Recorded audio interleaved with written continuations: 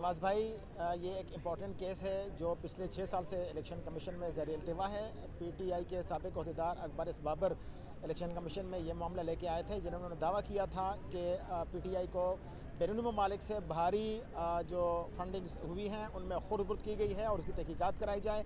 और आर्टिकल 62, 63 और election commission इस हवाले से जो फैसला सादिर करता है वो सादिर होना चाहिए। 6 साल से ये केस चल रहा है। इलेक्शन कमीशन ने इस पर समातें भी की हैं। अकबर इस बाबर बाकायदा पेश होते रहे। इसमें पीटीआई की तरफ से जो है लेतोलाल से काम लिया गया और फिर एक वक्त ऐसा आया जब ज़्यादा मामला पेश बढ़ा और सियासी जमातों ने इसमें दिलचस्पी ली तो इलेक्शन कमीशन ने इसकी समातें की। अब एक स्क्रूटनी कमेटी डीजी की सरबराही में जो है वो कायम की गई और उस स्क्रूटनी कमेटी को कहा गया कि वो फाइंडिंग्स इकट्ठी करे और फिर वो इलेक्शन कमीशन को इस पर रिपोर्ट दे। एक दफ़ा उन्होंने अपनी रिपोर्ट पेश की जो इलेक्शन कमीशन उस पर अदम इत्मीनान का इजहार किया था, ये कह के कि सियासी जमातें इसमें दिलचस्पी नहीं ले रही और उनके वकला ज़्यादा टाइम नहीं देते। उसके बाद अब एक बार फिर स्क्रूटनी कमेटी उसकी फाइंडिंग्स इकट्ठी कर रही है। गुज़िश्ता रोज़ भी दोनों बड़ी सियासी जमातों को नून लीग और पीपल्स पार्टी के वकला और लीडर्स यहाँ पे आए थे। उन्होंने अपनी जो रिपोर्ट थी वो पेश की और पीटीआई के ख़िलाफ़ जो केस है वो आने वाला कल यानी जो 20 जनवरी की तारीख मुकर्रर की गई थी। अब देखते हैं कि वो क्या इसमें रिपोर्ट पेश करते हैं और इलेक्शन कमीशन इस पर क्या करता है। लेकिन अब चूँकि ये मामला सियासी जमातों की दिलचस्पी का बायस बन गया है, तमाम अपोजिशन की सियासी जमातें इस बुनियाद पर कि एक पीटीआई की तरफ से ये एक्सेप्ट किया गया है कि उनको फंडिंग्स हुई हैं और बैरून मुल्क उनके एजेंट्स पाकिस्तानी मौजूद हैं जिनके ज़रिए ये फंड्स उनके पास आई हैं। ताहम उन्होंने रिपोर्ट कहा जाता है कि इलेक्शन कमीशन में पेश कर दी है। इस प्ली के ऊपर, इस बुनियाद के ऊपर अपोजिशन की जमातें पीडीएम आज इकट्ठी हो रही हैं और कह रही हैं कि चूँकि उन्होंने एक्सेप्ट किया हुआ है, अब इस पर चाहिए कि 6 साल से ज़ेर इल्तिवा जो इलेक्शन कमीशन में ये केस है इस पर फैसले कर दिए जाएँ। देखना यह है कि इस हवाले से इलेक्शन कमीशन क्या करता है। मेरा ज़ाती, जहाँ तक आपका सवाल है, ज़ाती राय मेरी ये है कि कहीं इनको लेने के देने ना पड़ जाए, क्योंकि इनके पर मौलाना फजल रहमान के ऊपर पहले से ही नेब की तलवार सर पे लटक रही है। पीपल्स पार्टी और नून लीग के खिलाफ भी फंडिंग केस के हवाले से समातें आ रही हैं और उनके गले भी सबसे दिलचस्प और बड़ी बात यह है कि किसी भी सियासी जमात के पास इसका बाकायदा रिकॉर्ड, जो ऑथेंटिक रिकॉर्ड है, वो मौजूद नहीं है, ना ही वो पेश कर चुके हैं। आएँ बाएँ शाएँ जो पीटीआई ने की है, नून लीग और पीपल्स पार्टी भी यही मौक़िफ़ इख्तियार किए हुए हैं। अगर ये जेयूआई के ख़िलाफ़ भी फॉरेन फंडिंग केस का आगाज़ कर दिया गया तो इससे मौलाना को परेशानी हो सकती है। लेकिन ये कहना कि इस तरह की धौंस धांधली और जो एजिटेशन करके, एहतजाज करके इदारों के बाहर, कौमी इदारों के बाहर उनको मेलाफाइड करने की कोशिश की जाए और इससे अपने फैसले मनवाए जाएँ। अगर ये कहा जाए कि हम जमहूरी लोग हैं और जमहूरी इक़दार का ख्याल रखते हैं तो इसके लिए बड़े इदारे मौजूद हैं और सुप्रीम कोर्ट से भी रुजू किया जा सकता है। आपको पता है कि इलेक्शन कमीशन के फैसलों को हाई कोर्ट में भी चैलेंज किया गया है और हाई कोर्ट के फैसले भी इलेक्शन कमीशन अगरचे हाई कोर्ट के बराबर इख्तियार रखती है, लेकिन इस पर इस्लामाबाद हाई कोर्ट असरअंदाज होती रही है और होती रहेगी। हाई कोर्ट भी इनके खिलाफ जा सकते थे, सुप्रीम कोर्ट भी जा सकते थे, लेकिन चलें, एहतजाज तमाम सियासी जमातों का और पॉलिटिकल वर्कर्स का और आवाम का हक है, वो एहतजाज कर सकते हैं। लेकिन मेरा नहीं ख्याल कि इस एहतजाज के नतीजे में इलेक्शन कमीशन प्रेशराइज हो जाएगा और इनके हक में फैसले दे दिए जाएंगे। अच्छा मशवानी साहब, ये बताइएगा कि पीटीआई फॉरेन फंडिंग ज़ाहिर कवर करते रहे हैं आपके साथ। अकबर एस बाबर यहाँ से खड़ा होकर जब मुस्लिम लीग नून की हुकूमत थी तो जो इंटीरियर मिनिस्टर थे एहसन इकबाल भी थे, उससे पहले चौधरी निसार साहब भी थे, उनको खतूत लिखे थे। तो उस टाइम तो मुस्लिम लीग नून ने जवाब देना भी गवारा नहीं किया था, तो अब उनको इंसाफ की पड़ गई, इस पर क्या कहेंगे? मैंने आपसे यही गुजारिश की कि वो अकेले इस केस को फॉलो करते रहे, किसी सियासी जमात, किसी वर्कर की तरफ से कोई सामना नहीं करता था। पीटीआई की तरफ से भी लेतोलाल से काम लिया जाता रहा। ये समाजकार के एक छोटा मोटा वर्कर है और इलेक्शन कमीशन के यहाँ इस तरह की बहुत सी छोटी मोटी दरखास्तें आती हैं जिनको नज़रअंदाज कर दिया जाता है। लेकिन जैसे ही पीटीआई की हुकूमत आई और पीटीआई की तरफ से दीगर बड़ी सियासी जमातों के लिए एक चैलेंज बनता गया, उनके खिलाफ केसेस आए, एहतसाब का अमल शुरू हुआ, फिर मजबूरी हुई, एपीसीज जो हैं उन पर आना पड़ा और वो जो सियासी जमातें जो हिस्टोरिकली एक दूसरे के ख़िलाफ़ थी वो इस हुकूमत के ख़िलाफ़ एक नुक्ते पे इकट्ठी हुई जब उन पर मुकदमात और एहतसाब की तलवार लटकने लगी।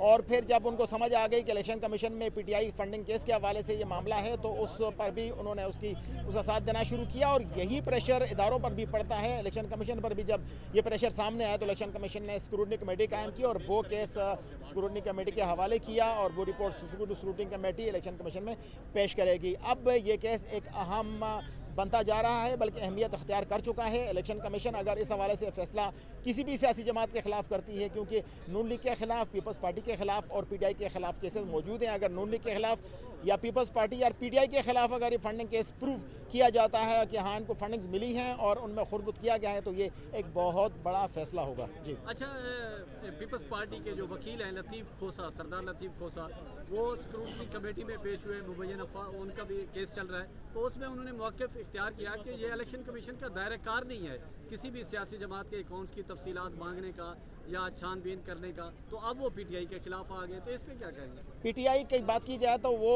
ये कहेंगे कि इलेक्शन कमीशन के पास ये अख्तियार है। नून लीग की बात की जाए तो अगर मुखालिफ वकील है तो वो यही कहेगा कि इलेक्शन कमीशन को ये अख्तियार है, लेकिन जब अपनी ज़ात के ऊपर, अपनी पार्टी के ऊपर बात आती है तो वकला पहले तो ये करते हैं कि जब ये केसेस सामने आते हैं तो अदालत में 1 साल इस पर लग जाता है कि ये समात के काबिल है या समात के काबिल नहीं है। माजी में हमने 2 साल high profile cases election commission में सुने और जिसके बाद 2 साल की समात के बाद चीफ इलेक्शन कमिश्नर आए, उन्होंने एक ही लफ्ज़ कहा, नॉट मेंटेनेबल, नाकाबिल समात। तो 2 साल तक ये प्रूव करते रहे कि ये पनामा की लीक से हवाले से जो केसेस सामने आए हैं, क्या इलेक्शन कमीशन की समात कर सकता है या नहीं कर सकता। वो तो वकील है, अपने मामला को करते रहेंगे, लेकिन इलेक्शन कमीशन के पास ये अख्तियार मौजूद है कि इलेक्शन कमीशन में अगर उज़्रदारी कोई सामने आती है, सियासी जमातों के हवाले से आती है, सियासी जमातों के फंडिंग से हवाले से आती है, खुरबुत के हवाले, आर्टिकल 62-63 के ज़ुमरे में जो चीज़ें आती हैं इलेक्शन कमीशन की समात कर सकता है।